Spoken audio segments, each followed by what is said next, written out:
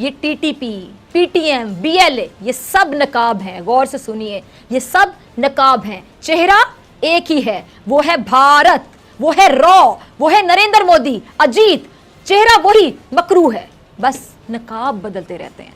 काम वही है, बस नाम बदलते रहते हैं। वाक़यात और सानियात होकर गुजर जाते हैं, लेकिन तारीख इनको अपने अंदर महफूज कर लेती है। पाकिस्तान और भारत की एक तारीख है, और ये तारीख जब तक भारत नहीं भुलाएगा तब तक इसकी पाकिस्तान के लिए नफरत और दुश्मनी ख़त्म नहीं हो सकती। पाकिस्तान और भारत की तारीख की इब्तिदा ही भारत के लिए अगर मैं कहूँ कि तकलीफ दे थी तो गलत नहीं होगा, क्योंकि एक नहत्ती कौम ने बगैर असलहे और बारूद के भारत को दो हिस्सों में तकसीम कर दिया और एक ऐसा वतन हासिल कर लिया जो दुनिया के नक्शे पर पहली इस्लामी एटमी कुव्वत बनकर उठा। जख्म भी लगे, गिरे फिर संभले, दुख उठाए, अपने प्यारे अपने हाथों से दफनाए, लेकिन वतन पर आंच नहीं आने दी। भारत को कई बार पाकिस्तान की तरफ से अमन का पैगाम भी दिया गया, हाथ भी बढ़ाया गया, लेकिन भारत तारीख नहीं भुला पा रहा। भारत इस तकलीफ से बाहर नहीं निकल पा रहा, इस तकलीफ से जो उसे 1947 में पाकिस्तान की शक्ल में मिली। भारत में मुसलमानों को दीवार से लगाया जाने लगा, मुसलमान का मतलब भारत में पाकिस्तानी समझा जाने लगा। ये नफरत जब बेकाबू हुई तो भारत के आइन, कानून और मुआशरे का हिस्सा बन गई। पाकिस्तान मुखालिफ नारे लगवाकर लोग इलेक्शन में वोट हासिल करने लगे। मुसलमानों पर जुल्म और सितम का वादा करके भारत में सियासतदान इक़्तिदार का हिस्सा बनने लगे। इस्लाम का खात्मा करने की कस्में खाने वालों को भारत में फूलों के हार पहुंचाए जाने लगे। और आज का भारत सबके सामने है। एक जानिब भारत पाकिस्तान की नफरत में अपने ही अंदर बसने वाले मुसलमानों के साथ जुल्म और ज्यादती की हर हद पार करता जा रहा है, तो दूसरी जानिब वक्फे से इस कौम का सब्र और हौसला। पाकिस्तान के खिलाफ भारत ने कई बार मुख्तलिफ अंदाज में मुसल्लह और सिफारती गुंडागर्दी करने की नाकाम कोशिश की। आज एक बार फिर इसी नाकाम कोशिश का मुजाहिरा कराची में देखने को मिला। सुबह 10 बजे कराची स्टॉक एक्सचेंज के गेट पर 4 दहशतगर्दों ने हमला किया। दहशतगर्द जदीद असलहे से पूरी तरह लैस थे, उनके पास तवील दुरानिये तक लड़ने का सामान भी मौजूद था और उनका ताल्लुक दहशतगर्द तंजीम बीएलए से था।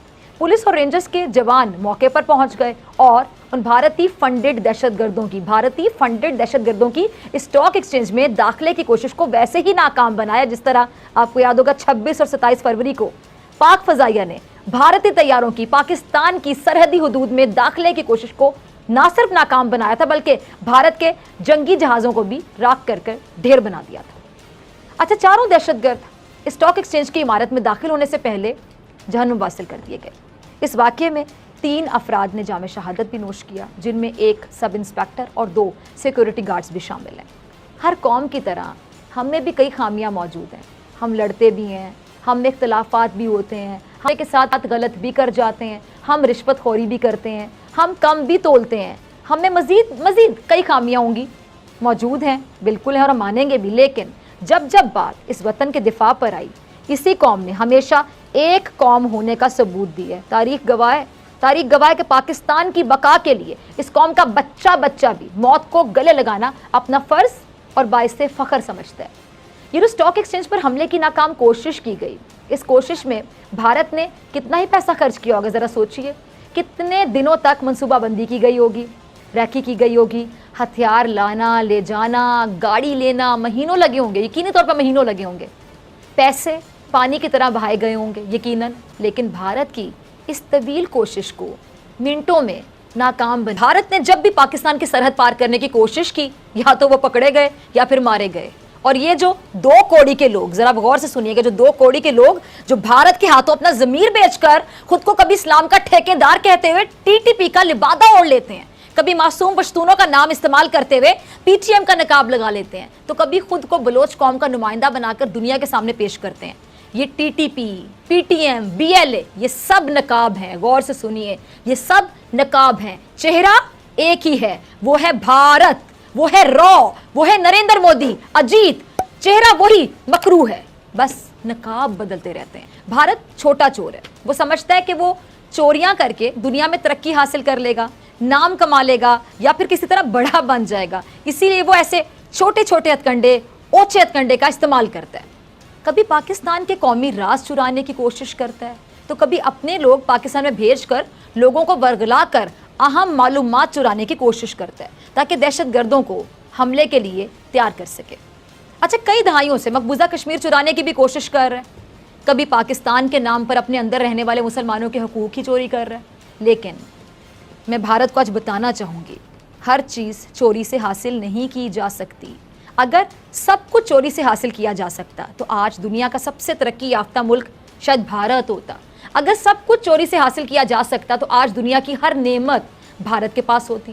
आज भारत चीन के हाथों बदतरीन शिकस्त से दो चार हो रहा है। सफारती मुहाज की अगर मैं बात करूँ तो वहाँ पे भी भारत को कोई ख़ास कामयाबी हासिल नहीं हुई। मुआशी तौर पे भी भारत खातिर ख्वाह नताइज हासिल नहीं कर सका। खुद भारत के अंदर एक जंग जारी है और सरहद पर चीन के साथ दूसरी जंग जारी है, और अब पाकिस्तान के साथ भारत एक और जंग करने के मूड में दिखाई दे रहा है। लग ऐसा रहा है कि मोदी ने भारत को अपने इस दौरे हुकूमत में मुकम्मल तौर पर नीस्तो नाबूद करने की नीयत कर ली है। अगर इसी नीयत के साथ मोदी खित्ते में अमन और इस्तेहकाम बढ़ाने के लिए हाथ बढ़ाता तो यही पैसा जो मोदी पाकिस्तान के खिलाफ इस्तेमाल कर रहा है वो अपने लोगों की फलाह व बहबूद के लिए इस्तेमाल करता। जो जंग मोदी पाकिस्तान से लड़ने की कोशिश कर रहे, यही जंग अगर भारत में जहालत, गुर्बत, इंतहा पसंदी के खिलाफ लड़ता तो भारत और पाकिस्तान की सरहदें भी यकीनन महफूज हो जाती।